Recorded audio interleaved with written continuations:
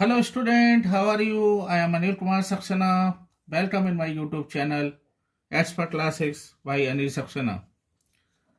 Dear student, today I am starting question number 6 of exercise 9.1.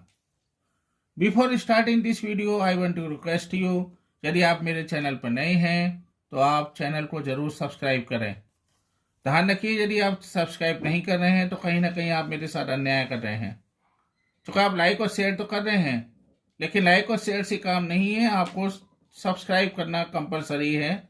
जब भी आप नहीं सब्सक्राइब करेंगे तो डेफिनेट सी बात है कि मैं भी मोटिवेट नहीं हो पाऊंगा और कहीं ना कहीं मेरे साथ प्रॉब्लम्स, नेग्लिजेंसी आप लोगों की रहेगी। तो बस मैं आपसे यही कहता हूं कि आप ज़्यादा से ज़्यादा सब्सक्राइब, शेयर और लाइक जरूर करें। चलिए डियर स्टूडेंट, अब हम क्वेश्चन नंबर 6 को शुरू करते हैं। इस क्वेश्चन में इसने बोला है ए 1.5 टॉल बॉय, जो बॉय की जो हाइट है वो कितनी है 1.5, is standing at the some distance. वो कह रहे हैं ये कुछ डिस्टेंस पर खड़ा हुआ है। पर्दे की जो हाइट है वो 1.5 मीटर है आपका, और फिर वो कह रहे हैं यहाँ पर एक टॉल बिल्डिंग पर खड़ा हुआ है। उस बिल्डिंग की जो आपकी हाइट है वो कितनी है 30 metre. The angle of elevation from his eyes to the top, ये कह रहे हैं एंगल ऑफ एलिवेशन जो है वो 30 डिग्री, और जब वो कुछ दूरी पर चलते हैं increase from 30 degree to 60 as he walk toward the building. जब वो बिल्डिंग की तरफ चलते हैं जिसकी हाइट 30 मीटर है, तो वो कह रहे हैं यहाँ पर जो इसका एंगल ऑफ एलिवेशन है वो कितना हो जाता है 30 से 60 हो जाता है। तो पूछ रहे हैं find the distance he walk toward the building. अब उन्होंने पूछा है कि यहाँ से और यहाँ तक वो जो है जो मैन है वो कितना, या बॉय है वो कितना चला। तो पहले मैंने आपको ये लिख दिया यहाँ पे, हाइट ऑफ द बिल्डिंग कितना 30 मीटर है, बॉय कितने हैं आपकी यहाँ पर 1.5 मीटर की हाइट है उसकी। तो आप बल्कि ये लिख लिए तो ज़्यादा अच्छा रहेगा कि height of the boy is equal to कितना है 1.5 मीटर। अब बंदे की जो आंखें हैं वो कहाँ पर है, डी पर हैं, और आंखों से जब ऊपर की तरफ देखेगा तो डेफिनेट सी बात है एंगल ऑफ एलिवेशन बनेगा। तो एट पॉइंट डी ये भी लिख लीजिए। मैंने आपसे उस दिन बोला हुआ है पहले भी प्रीवियस लेक्चर में कि आपको सब चीज़ लिखनी कंपलसरी है, क्योंकि ये क्वेश्चंस आपके कम से कम 4 नंबर में आएगा, इसलिए आप जो इस चीज़ का ध्यान रखें। तो डी पर क्या है, D be the I of the man, जो बॉय है इसकी यहाँ पर आंखें हैं। अब हम क्या करेंगे, यहाँ पर एंगल ऑफ एलिवेशन जो दे रखे हैं वो भी लिख लीजिए। Angle of elevation is 30 degree and 60 degree. कोई डाउट? तो ये 4 मेन चीजें हैं। हाइट ऑफ द बिल्डिंग कितनी है, दूसरी बात हाइट ऑफ द बॉय कितना है, पॉइंट डी पर मैंने आपको बताया उसकी आंखें हैं, जब उसकी आईज हैं तो डेफिनेट सी बात है ये एंगल ऑफ एलिवेशन बनेगा, क्योंकि बॉय जो है वो ऊपर की तरफ देख रहा है, टॉल बिल्डिंग को देख रहा है। तो इसका मतलब हम अब शुरू करते हैं। सबसे पहले हम क्या करें, यहाँ पर यदि मैं यहाँ पर एडीएफ ले लेता हूं तो ले लीजिए। सबसे पहले हमने लिया ट्रायंगल एडीएफ। ट्रायंगल एडीएफ की आप बात करें तो यहाँ पर आपको देखिए एंगल के सामने वाला जो आपकी साइड है वो होती है परपेंडिकुलर, और जब परपेंडिकुलर होती है तो perpendicular upon base is equal to क्या होता है, perpendicular upon base is equal to होता है 10। तो 10 आपका यहाँ पर कितना ले लें हम 30 degree is equal to perpendicular कितना है यहाँ एफ अपॉन बेस कितना है डी एफ, जो वैल्यू आपके पास है 1/10 30 इज इक्वल टू 1/√3, ये आपको मालूम ही है। और यहाँ पर हमारे पास ए एफ कितना होगा, जरा इसको भी ध्यान से देखिए। जब पूरा कितना है 30, 1.5 मीटर उसकी हाइट अपनी है, तो इसका मतलब ये कितनी हो गई आपकी 28.5। सही में आ रहा नहीं है आपका, पूरा कितना है आपका 30, 1.5 मीटर उसकी अपनी हाइट है, यहाँ से लेके यहाँ तक 1.5 है, तो ये कितना होगा आपका आपका 28.5, 30 माइनस 1.5 इज इक्वल टू 28.5। तो ये याद आप जो इसमें कोई प्रॉब्लम नहीं है आपको, तो ये हो गया 28.5 अपॉन टी एफ। अब now I will calculate the value of D F is equal to कितना हो जाएगा, T F is equal to दोनों का मल्टीप्लाई ले लेते हैं, तो this will be equal to 28.5√3। अब हम क्या करेंगे, यहाँ पर ये आएगा, जैसे ही वो यहाँ से लेके यहाँ तक जाएगा तो वो कहता है एंगल जो है 30 हो जा 60 हो रहा है। यहाँ से लेके यहाँ तक वो जाएगा तो एंगल कितना हो रहा है, 60 हो रहा है। तो now I am taking the triangle of AEF। जब आपने AEF लिया तो इसमें भी आप ये लिखिए, एंगल के सामने आपकी जो साइड है वो क्या होती है, this will be equal to perpendicular and this will be equal to base. तो ये हो गया आपका tan 60 इज इक्वल टू हो गया परपेंडिकुलर यानी AF upon EF। Again you can put the value of tan 60 की वैल्यू √3, AF की वैल्यू आपको पहले से ही मालूम है, और यहाँ से हम EF की वैल्यू निकाल देंगे। मैं आपको बताऊंगा मैं EF क्यों निकालना चाह रहा हूँ। देखिए इसमें इसलिए निकालना चाह रहा हूँ क्योंकि यदि मुझे EF पता चल जाएगा तो आसानी से मैं D की वैल्यू को कैलकुलेट कर पाऊंगा। तो ये कितना होगा 28.5 अपॉन √3।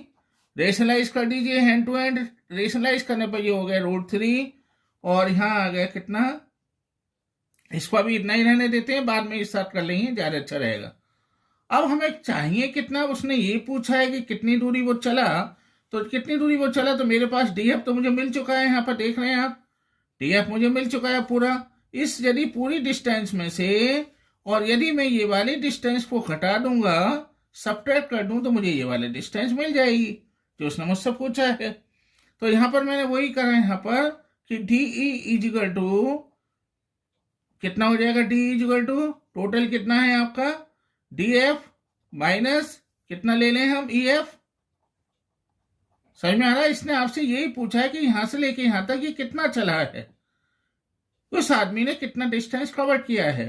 तो अब दोनों वैल्यूज को आप पुट कर दीजिए, ये हो गया 28.5 DF की वैल्यू √3, और माइनस ये कितना है 28.5 अपॉन √3।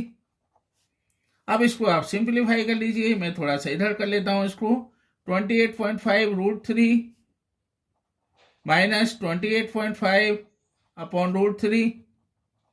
इसको सिंप्लीफाई हमने करा तो this will be equal to √3, और ये कितना हो जाएगा आपका यहाँ √3 into √3 is equal to 28.5 into 3 minus ये कितना हो जाएगा, √3 से √3 कैंसिल, तो 28.5। यदि मैं 28.5 दोनों में से कॉमन ले लूँ तो मेरे को और भी ज़्यादा आसान हो जाएगा। ये कितना हो जाएगा 3, और ये माइनस का साइन, और ये कितना आ जाएगा 28.5, 1 जा आ जाएगी कितना 1 अपॉन √3, और ये कितना आ जाएगा 28.5 इंटू 2 अपॉन √3। अब हम इसको क्या करते हैं, रेशनलाइज कर लेते हैं।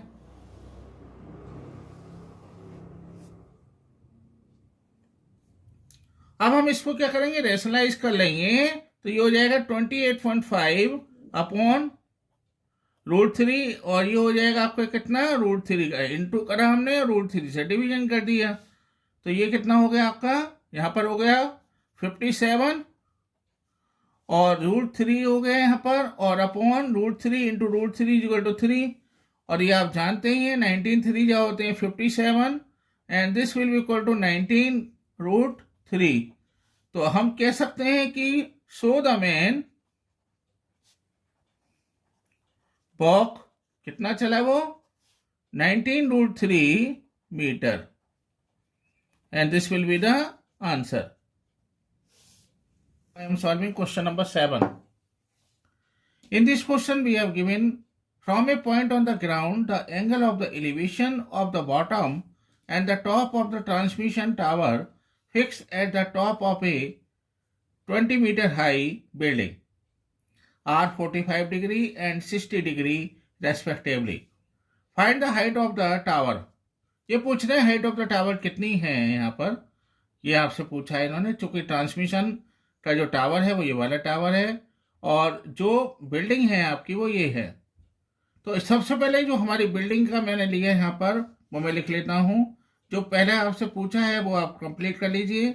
हाइट ऑफ द टावर, ये डायग्राम आपके समझ में आ ही रहा होगा, जो हमारा टावर है यहाँ पर, टावर की जो आपकी लेंथ दे रखी है यानी हाइट दे रखी है वो कितनी है 20 मीटर है। एंगल ग्राउंड से जो आपका एंगल बना रहा है उसने कहा है ना, ground the angle of elevation from A point on the ground, मान लो ऐसा पॉइंट है जिससे आपका जो एंगल ऑफ द एलिवेशन है पहले 45 है और फिर कितना हो जाता है वो, जब वो किस पे जा रहा है, वो हब ट्रांसमिशन पे जा रहा है, जो आपके टावर के ऊपर ट्रांसमिशन लगा हुआ है, तो वो कितना हो जाता है, 60 हो जाता है। तो पहले तो हम यही करेंगे, हाइट ऑफ द टावर ले लीजिए, वो कितना है आपका, equal to P Q. Height of the tower यही है ना आपका। दूसरी इसने हमारे पास यहाँ दे रखा है कि इसका मतलब पहले हम ये भी कैलकुलेट करना है, पी क्यू यदि मैं आपसे पूछूं तो पी क्यू कितना हो जाएगा, पी क्यू हो जाएगा आपका, डेफिनेट सी बात है, पी आर में से यदि मैं इसको हटा दूं तो मेरा काम चल जाएगा यहाँ पर। तो इसका मतलब मैं ये कर सकता हूँ यहाँ पर कि P Q is equal to total में से, यानी पी आर में से यदि मैं क्यू आर को हटा दूं तो मेरा काम हो जाएगा। अब मैं क्या करूंगा, यहाँ पर सबसे जरूरी है यहाँ कि P R minus Q are, ये तो हमें इसने पूछा है, तो मुझे दोनों चीजें चाहिए। एक तो मुझे चाहिए यहाँ पर जो सबसे इंपॉर्टेंट है मेरे लिए कि मैं किसी तरह से, मुझे एक तो आर एस पता चल जाए तो मैं आसानी से निकाल सकता हूं उसको। देखिए कैसे, सबसे पहले मैंने लिया ट्राइंगल क्यू आर एस ले लिया। जब मैंने ट्राइंगल क्यू आर एस लिया तो ये कितना होगा, पहले हम इसको ले लेते हैं क्यू आर एस, जो हमारे बिल्डिंग है। अब बिल्डिंग में आप देख रहे हैं एंगल के सामने वाले जो साइड है वो आपका कितना है, 20 मीटर है, और मेरा जो बेस है वो कितना है, आर एस। तो आपको मालूम ही है, जो मैंने आपको फॉर्मूला बता रखा है कि पंडित बद्री प्रसाद हरि हरि बोल। तो यही हमने करा यहाँ पर। सबसे पहले हम ले सकते हैं tan 45 is equal to Q R upon कितना ले लें हम, आर एस। तो ये कितना होगा, tan 45 इक्वल टू 1 और क्यू आर इक्वल टू है आपका 20 अपॉन आर एस। तो आर एस इक्वल टू कितना हो जाएगा, 20 मीटर हो गया। ओके।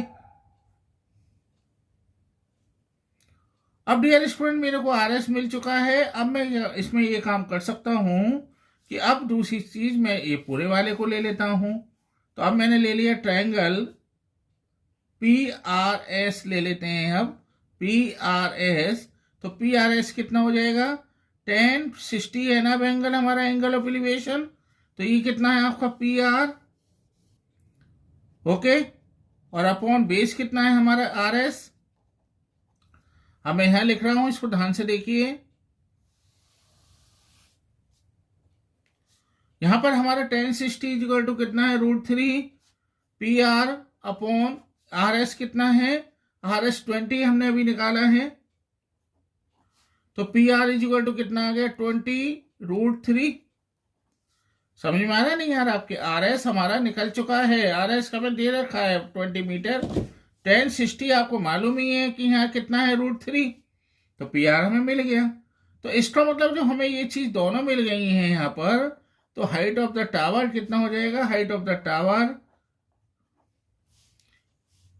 तो ये height of the tower is equal to P R minus Q R. तो पी आर की वैल्यू कितनी है, 20 √3, और क्यू आर कितना है हमारा, क्यू आर हम निकाल ही चुके हैं, ये दे ही रखा है हमें। ये है हमारे यहाँ पर कितना है, 20। यहां से आपने 20 कॉमन ले लीजिए, तो ये कितना आएगा, √3 minus 20 divided by 20 equal to 1। तो आपका हाइट ऑफ द